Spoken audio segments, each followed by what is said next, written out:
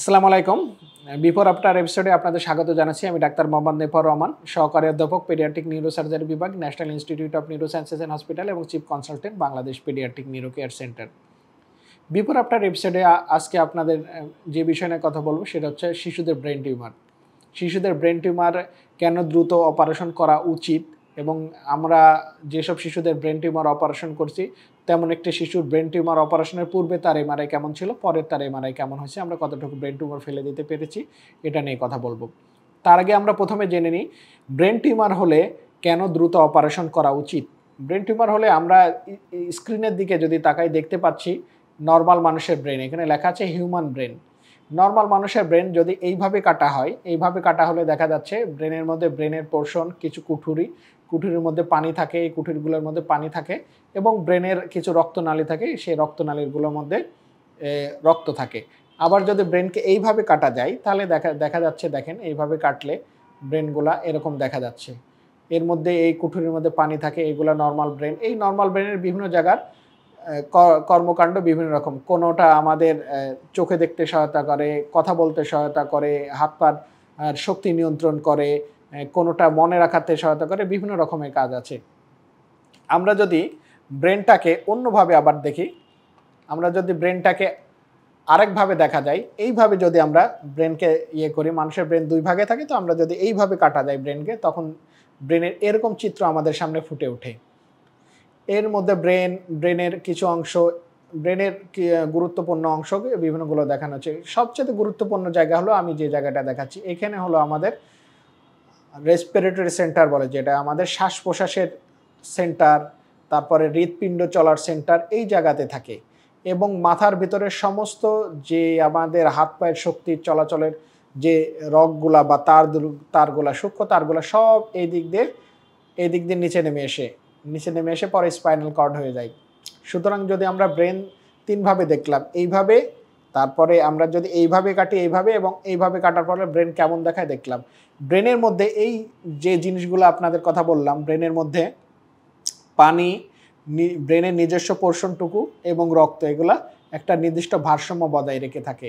সুতরাং এখানে কোনো একটা জিনিসের ভারসাম্য তারতম্য হলে ব্রেনের সমস্যা তৈরি হয়। সুতরাং ব্রেনের সব কিছু যদি ভারসাম্য বজায় রেখে থাকে, কিন্তু এই ব্রেনের মধ্যে যদি কোনো কারণে আপনার কোনো টিউমার হয় তাহলে কোনো একটা জিনিসের কমে যাবে। হয় যেহেতু ব্রেন থাকে হলো শক্ত ক্যাভিটির মধ্যে, মাথার শক্ত খুলির মধ্যে থাকে, সুতরাং সেটা খুলি বড় হওয়ার অনেক সময় স্কোপ পায় না। যদি বাচ্চা বড় হয়, 2 বছরের বড় হলে খুলি বাড়তে পারে না, আর 2 বছরের নিচে হলে দেখা যাচ্ছে মাথা বড় হয়ে জায়গা করে দিতে পারে। কিন্তু যেহেতু অনেক সময় খুলি বাড়তে পারে না, সুতরাং ব্রেনের মধ্যে যদি টিউমার হয়, টিউমার হওয়ার পরে টিউমার প্রথমে যখন হবে তখন হলো ব্রেনের মধ্যে যে পানিগুলো সরে টিউমারকে জায়গা দিবে, তাহলে ব্রেনের পরিমাণ পানি কমে গেল।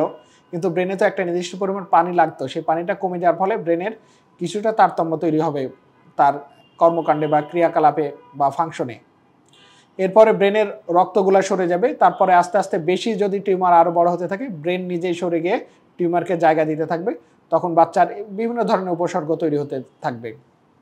আমরা যদি দেখি উপসর্গের মধ্যে এখানে আমরা যদি দেখি, আপনার দেখেন ব্রেনের মধ্যে আমি প্রথমে বলছি ব্রেনের মধ্যে বিভিন্ন জায়গা আছে, বিভিন্ন জায়গার কর্মকাণ্ড বিভিন্ন রকম। এখানে আমরা দেখতে পাচ্ছি ব্রেনের কোনো অংশ আমাদের কথা বলা নিয়ন্ত্রণ করে, কোনো অংশ আমাদের গন্ধ শুঁকতে সহায়তা করে, কোনো অংশ আমাদের শরীরের যে হাত পা চলাচল এগুলার শক্তি নিয়ন্ত্রণ করে, আমাদের যে অনুভূতি, আমাদের যে কেউ যদি টাচ করে বা স্পর্শ করে, স্পর্শের অনুভূতি, প্রেশার চাপ দিল গায়ে, প্রেশারের অনুভূতি কেমন, ব্রেনের এই কোনো অংশ সহায়তা করে। আবার কোনো অংশ চোখে দেখতে সহায়তা করে, কোনো অংশ কানে শুনতে সহায়তা করে। আমরা যে কান দিয়ে শুনি, শব্দ যায়, কিন্তু আমরা ব্রেনের মাধ্যমে সেটা বুঝতে পারি শব্দটা কেমন ধরনের শব্দ, শব্দটা বেশি উচ্চ শব্দ না মধুর শব্দ না কর্কশ শব্দ, বিভিন্ন ধরনের শব্দ আমরা করতে পারি। আবার মানুষের চেহারা, আমরা পৃথিবীতে বিভিন্ন রকম মানুষ আছে, এই মানুষগুলোকে আমরা একটা আলাদাভাবে চিনে রাখতে পারি। কেন? এই মানুষের চেহারা এরকম, ওই মানুষের চেহারা ওরকম, এই জন্য ব্রেনের মধ্যে কোনো জায়গা আছে। সুতরাং ব্রেনের মধ্যে যদি কোনো কারণে যদি কোনো জায়গায় টিউমার হয়, এই টিউমারটা যদি আস্তে আস্তে বড় হতে থাকে, বড় হওয়ার ফলে ব্রেনের এই ফাংশনের বিভিন্ন জায়গাগুলা, যেই জায়গাগুলোকে চাপ দিয়ে নষ্ট করে ফেলবে, সেই কর্মকাণ্ডগুলো, সেই কাজগুলো আমাদের নষ্ট হয়ে যাবে। যদি চোখের জায়গায় হয়, দৃষ্টিশক্তির জায়গায়, সেক্ষেত্রে দেখা যাচ্ছে আমরা ভালোভাবে দেখতে পাবো না। যদি গন্ধ শুকার জায়গায় হয়, যদি কথা বলার জায়গা হয়, দেখেন অনেক সময় আমরা দেখি স্ট্রোক করলে বোবা হয়ে গেছে, স্ট্রোক করে কথা বলা বন্ধ হয়ে গেছে, কারণ স্ট্রোকের ফলে ব্রেনের কথা বলার জায়গাটা নষ্ট হয়ে গেছে। তেমনভাবে টিউমারের কারণে ব্রেনের যদি কথা বলার জায়গা নষ্ট হয়ে যায়, সে হয়তো বা কথা বলতে পারবে না। অথবা দেখা যাচ্ছে অনেক সময় টিউমার হলে কোনো সাইড একটা দুর্বল হয়ে যায়, দেখা যাচ্ছে টিউমার হয়ে দুর্বল হওয়ার কারণে দেখা যাচ্ছে ওই যে জায়গাগুলো আমাদের হাত পায়ের শক্তি নিয়ন্ত্রণ করে সেই জায়গাগুলোতে চাপ দিচ্ছে, নষ্ট হয়ে গেছে, এজন্য আর হাত পা ঠিক মতো কাজ করতেছে না। সুতরাং ব্রেনের মধ্যে যদি টিউমার হয়, টিউমারটা ছোট থাকা অবস্থায় বা অপারেশন করার মতো সাইজে থাকার অবস্থায় অপারেশন করে ফেলা উচিত। তার মানে যত দ্রুত পারা যায় তত করে ফেলা উচিত, যদি সেটা অপারেশনের মতো হয়। কারণ না হলে সেটা আস্তে আস্তে বড় হবে এবং ব্রেনের মধ্যে আমরা এখানে যে জায়গাগুলো দেখালাম, যে কোনো এক জায়গায় চাপ দিয়ে হয়তোবা বিভিন্ন ধরনের উপসর্গ তৈরি করবে। উপসর্গ তৈরি করলে সে যদি কোনো কারণে সেই উপসর্গের কারণে দীর্ঘদিন টিউমারটা থাকার কারণে যদি আপনার সেই জায়গাটা নষ্ট হয়ে যায় ব্রেনের, তখন সেই ব্রেনের সেই জায়গাটাই সাধারণত ফিরে আসে না। সুতরাং ব্রেনের মধ্যে টিউমার হলে কালক্ষেপণ না করে আপনার শিশুকে যত সম্ভব একজন পেডিয়াট্রিক নিউরোসার্জনের কাছে নিয়ে আসুন, এবং পেডিয়াট্রিক নিউরোসার্জনের কাছে নিয়ে আসলে উনি আপনার শিশুকে দেখবে, দেখে এটা কত দ্রুত অপারেশন করার প্রয়োজনীয়তা আছে সেই বিষয়ে আপনার সাথে আলোচনা করবে এবং সেই বিষয়ে ব্যবস্থা নেবে। এখন আমরা যদি দেখি, আমাদের একটি শিশু আমাদের কাছে আসে ব্রেন টিউমার নিয়ে। ব্রেন টিউমারে আপনাকে দেখিয়েছিলাম আমাদের সবচেয়ে গুরুত্বপূর্ণ জায়গা এটা হলো শ্বাস প্রশ্বাস এবং হৃদযন্ত্র নিয়ন্ত্রণ করে এই সেন্টার। এর পিছনে এই জায়গায় যেটা দেখতে পাচ্ছেন এই ব্রেন টিউমার।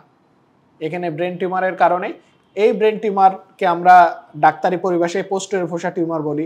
এই টিউমার হলে আমাদের কাছে শিশুরা যেসব লক্ষণ নিয়ে আসে, সাধারণত মাথা ব্যথা, বমি, সাথে চোখে ঝাপসা দেখা, এবং একসময় বাচ্চা চলার শক্তি হারিয়ে ফেলে, এবং আরও দেরি করলে দেখা যাচ্ছে বাচ্চার শ্বাস প্রশ্বাসের সমস্যা হয় এবং এমনকি মৃত্যু পর্যন্ত হতে পারে। সুতরাং ব্রেনের এই জায়গায় টিউমারটা সবচাইতে ভয়ঙ্কর টিউমার।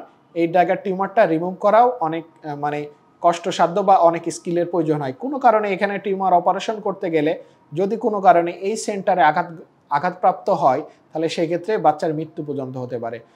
সুতরাং ব্রেনের এই পোস্টেরিয়র ফোসা টিউমার বা এই সব জায়গায় টিউমার হলে যত দ্রুত সম্ভব আপনি আপনার বাচ্চাকে একজন পেডিয়াট্রিক নিউরোসার্জনের কাছে নিয়ে আসুন। এখন আমরা যদি দেখি, সেই বাচ্চার আমরা ব্রেন টিউমারটা অপারেশন করি। অপারেশন করার পরে দেখা যাচ্ছে ব্রেনের এই জায়গায় তার টিউমার ছিল। ব্রেনের এই জায়গায় টিউমার ছিল, এখানে শ্বাস প্রশ্বাসের জায়গা, এই শ্বাস প্রশ্বাসের জায়গাটার ঠিক আছে, এবং ব্রেনের এই জায়গার টিউমারটা আমরা সম্পূর্ণরূপে ফেলে দিয়েছি, কোনো আর টিউমার অবশিষ্ট নাই। সুতরাং ব্রেন টিউমার হলে, পোস্টেরিয়র ফোসা টিউমার হলে বা যে কোনো ধরনের ব্রেন টিউমার হলে আপনি আপনার শিশুকে একজন শিশু নিউরোসার্জন বা পেডিয়াট্রিক নিউরোসার্জনের কাছে নিয়ে আসুন। উনি এই বিষয়ে দক্ষ, অভিজ্ঞ এবং সমসাময়িক জ্ঞানের অধিকারী। এই বিষয়ে ওনার দক্ষতাকে সর্বোচ্চ বলে ধরে নেওয়া হয়। বাংলাদেশ পেডিয়াট্রিক নিউরো কেয়ার সেন্টারে এই বিষয়ে সকল প্রকার চিকিৎসা সেবা প্রদান করা হয়ে আসছে।